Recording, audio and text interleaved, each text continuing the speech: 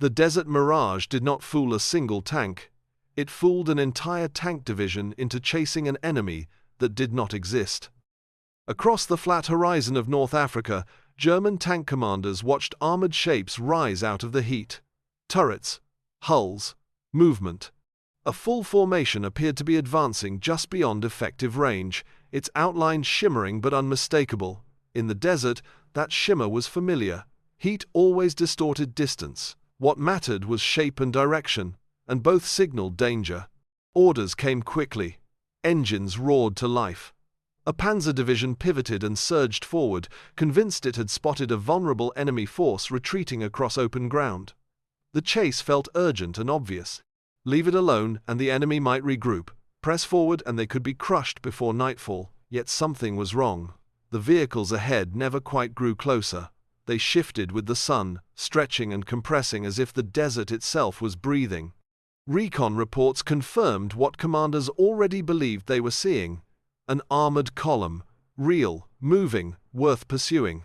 What the division was actually chasing was not steel or fuel or men, but light itself, reflected sunlight, carefully shaped shadows, an illusion engineered to exploit distance, heat, and human certainty. Every mile driven deeper into the desert tightened a noose the Germans could not see. Fuel gauges began to drop. Water supplies thinned. Still, the Phantom Army remained just ahead, pulling them onward, away from support, away from safety, away from reality. This was not camouflage. It was perception turned into a weapon, and by the time the Mirage finally collapsed, the trap was already closed. Keep watching, because what happened next shows how an entire tank division was defeated without a single shot being fired. The North African desert rewarded speed and punished hesitation, but it punished waste even more severely. Every movement across open sand consumed fuel that could not be easily replaced, and every hour under the sun drained water reserves that determined whether crews could continue fighting at all. Armored warfare in this environment was not only about firepower or tactics, it was a logistical equation measured in miles per gallon and hours of human endurance. Visibility in the desert created a dangerous sense of certainty. Flat terrain allowed commanders to see far beyond the ranges common in Europe, and visual contact often became the primary basis for decision-making. If something appeared on the horizon and behaved like an enemy formation, it was treated as one. Waiting for confirmation risked losing the initiative, and in mobile desert warfare, initiative often decided survival. German panzer doctrine was built around rapid exploitation. Once an enemy was located, pursuit was immediate and aggressive, designed to keep pressure constant and prevent reorganization.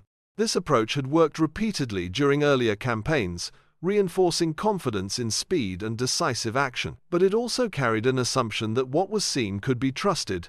That distance distorted scale but not reality itself. At the same time, traditional reconnaissance methods were limited. Aerial observation was constrained by weather, fuel, and enemy defenses. Ground scouts faced the same optical distortions as commanders. In this environment, perception became a battlefield factor in its own right. The desert did not merely conceal forces, it reshaped how the human eye interpreted movement, depth, and intent. Those conditions created an opening where deception did not need to hide the truth, it only needed to replace it. Allied engineers did not arrive at this idea through inspiration alone. It emerged from frustration. Traditional camouflage struggled in the open desert, where there was little to hide behind and shadows betrayed even the best-laid concealment. Instead of trying to disappear, the engineers began asking a different question. If the desert constantly distorted vision, could that distortion be controlled rather than resisted? They studied how heat created layers of air with different densities, bending light and stretching shapes along the horizon. They observed how vehicles at extreme distances appeared to float, elongate, or multiply as sunlight refracted through shimmering air.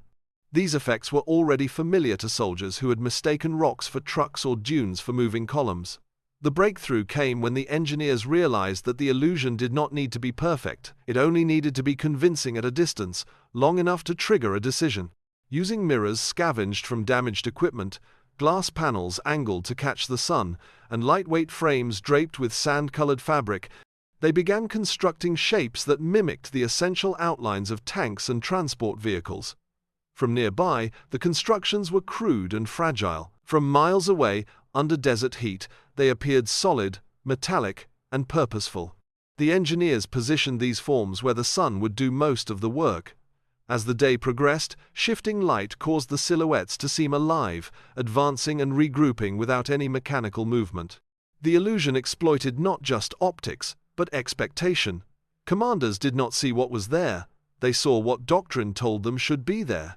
What began as an experiment in perception became a deliberate operational tool, ready to be tested not in theory, but against an enemy trained to trust his eyes. Watch and see how this trick was executed. The deployment of the illusion was carried out with the same care normally reserved for a live armored maneuver. The decoy structures were assembled before dawn, when the air was still cool and visibility sharp, then left dormant until the sun climbed high enough to activate the effect. As temperatures rose, the desert began to bend light naturally, and the phantom vehicles emerged exactly where they were intended to appear.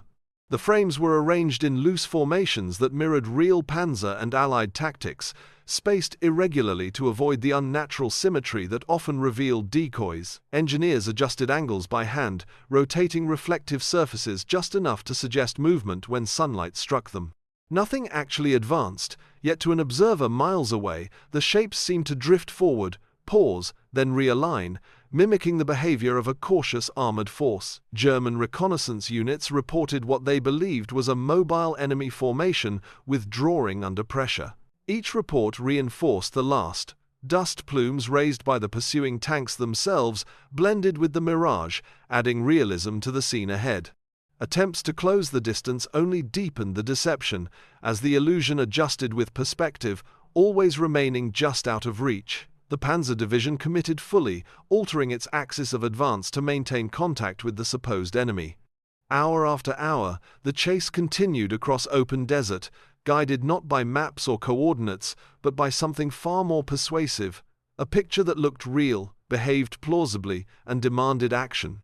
By the time doubt finally crept in, the division was already far beyond the point where turning back would be simple. The consequences unfolded slowly, disguised at first by momentum and confidence. Fuel consumption rose as engines ran hot and tanks pushed harder to close the distance. Water supplies dwindled faster than planned, rationed carefully but never meant to support a prolonged pursuit across empty ground. Vehicles began to fall behind, not from enemy action, but from mechanical strain and exhausted crews. Still, the reports ahead remained consistent. The enemy was there, just beyond reach. As the hours stretched into days, the illusion began to thin. The shimmering shapes that had guided the advance no longer held their form. The sun shifted, the air cooled, and the desert stopped cooperating. When the Mirage finally collapsed, it did not vanish dramatically.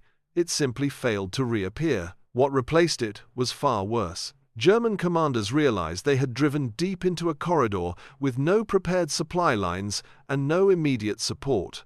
Behind them, Allied forces that had never been seen began to move. Real armor, real infantry, advancing along routes the Panzer Division had left unguarded. Escape options narrowed quickly as fuel ran low and cohesion broke. The trap did not snap shut with noise or fire. It closed with exhaustion, confusion, and sudden awareness. If you want to understand how deception, not firepower, decided this outcome, like and subscribe, and watch what happened next as the reality of the ambush became unavoidable. What made this operation so effective was not the sophistication of the materials, but the precision with which human perception was targeted. The illusion did not rely on secrecy or invisibility, it relied on predictability.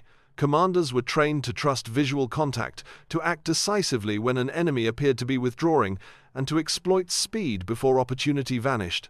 The desert amplified those instincts, rewarding quick judgment and punishing hesitation, until those same instincts became liabilities. The deception worked because it aligned perfectly with expectation. Nothing the Panzer commanders saw contradicted their experience. Heat shimmer was normal. Distance distortion was normal. An enemy force staying just out of reach was frustrating, but plausible. Each assumption reinforced the next, closing the space for doubt. By the time reality asserted itself, logistics and fatigue had already done the damage. The tactic was difficult to repeat at scale. It required specific environmental conditions, careful timing, and an opponent operating under rigid doctrinal habits. Yet its influence lingered. Later, deception operations placed greater emphasis on perception, pattern recognition, and the manipulation of enemy decision cycles rather than simple concealment. The lesson was quietly absorbed. In modern warfare, the most dangerous weapons are not always those that destroy directly, but those that convince an enemy to destroy himself.